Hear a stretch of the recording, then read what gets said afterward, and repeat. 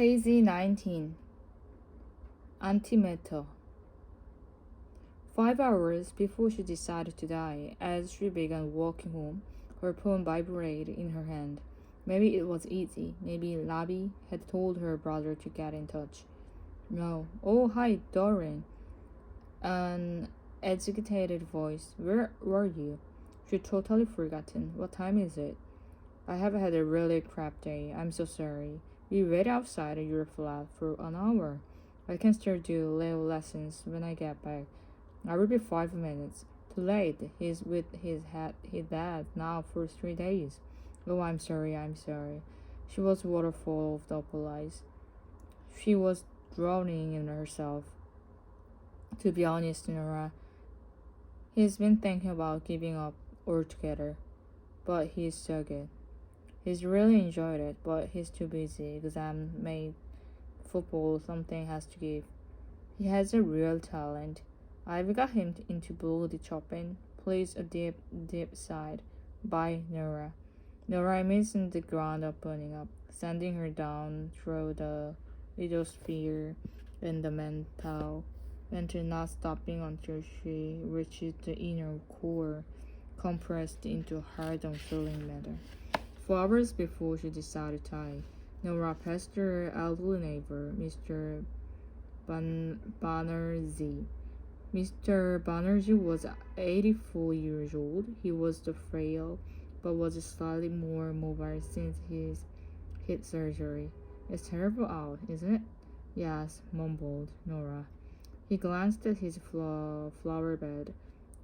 It raised her out, though. She looked at the clusters of purple flower, forcing a smile as she wondered what possible consolation they could offer. His eyes were tired behind their spectacles. He was this door, fumbling for keys. A bottle of milk in the carrier bag that seems too heavy for him. It was rare to see him out of the house, a house she had visited during her first month here to help him to set up an online grocery shop.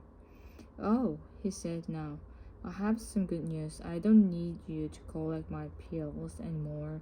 The boy from chemist has moved nearby, and he said he will drop them off. Nora tried to reply but couldn't get the words out. She nodded instead. He managed to open the door, then closed it, retreating into his chair, into his dear dead wife. That was it. No one needed her. She was superfluous to the universe. Once inside her flat, the silence was louder than noise. The smell of the cat food, a boar still out of the volatile, half eaten. She got herself some water and swallowed 2 antidepressants and then stared at the rest of the pills, wondering. 3 hours before she decided to die, her whole being etched with the regrets, as if the despair in her mind was somehow in her torso and limbs too, as if he had colonized every part of her. It reminded her that everyone was better off without her. You get near a black hole, and gravitational force drags you into its black, dark reality. The thought was like a ceaseless mind cramp, something too uncomfortable to bear yet too strong to avoid. Nora went through her social media. No messages, no comments, no new followers, no friends requests. She was anti-meta, with added self-pity. She went on Instagram and saw everyone had worked out how to live expect her. She posted a rambling update on Facebook, which she didn't even really use anymore. 2 hours before she decided to die, she opened the bottle of wine. Or the philosophy textbook looked down at her. Those first furnishings from her university days, when life still had a possibility. A yucca plant and three tiny, squat potted cacti. She imagined being a non-sentimental life form, sitting in a pot all day was probably an easier existence. She sat down at the little electric piano, but played nothing. She thought of sitting by Leo's side, teaching him Chopin's Fluid in a meter. Happy moments can turn into pain, given time. There was an old musician's cliche about how there were no wrong notes on the piano, but her life was a cacophony of nonsense, a piece that could have gone in wonderful directions, but now went nowhere at all. Time slipped by. She sheared into space. After she whined, a realization hit her with the totally gratified. She wasn't made her this life. Every move had been a mistake, every decision a disaster, every retreat from who she had imagined she had been.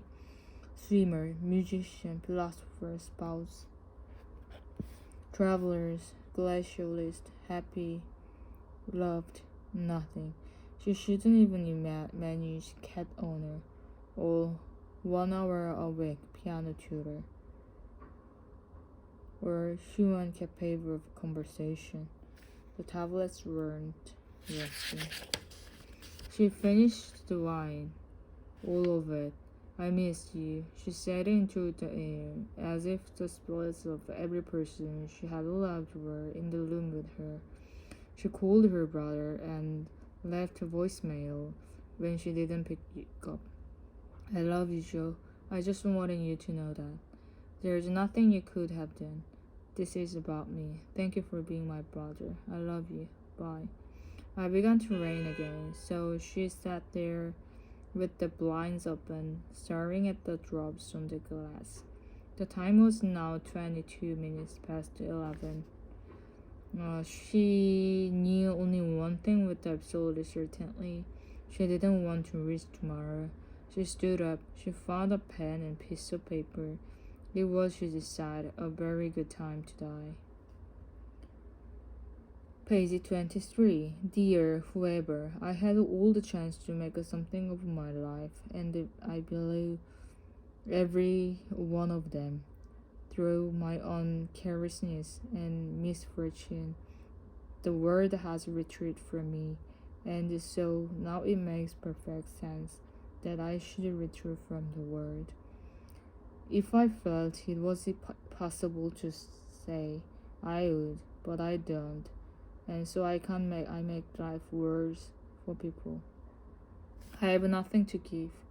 I'm sorry. Be kind to each other. Bye. Yara.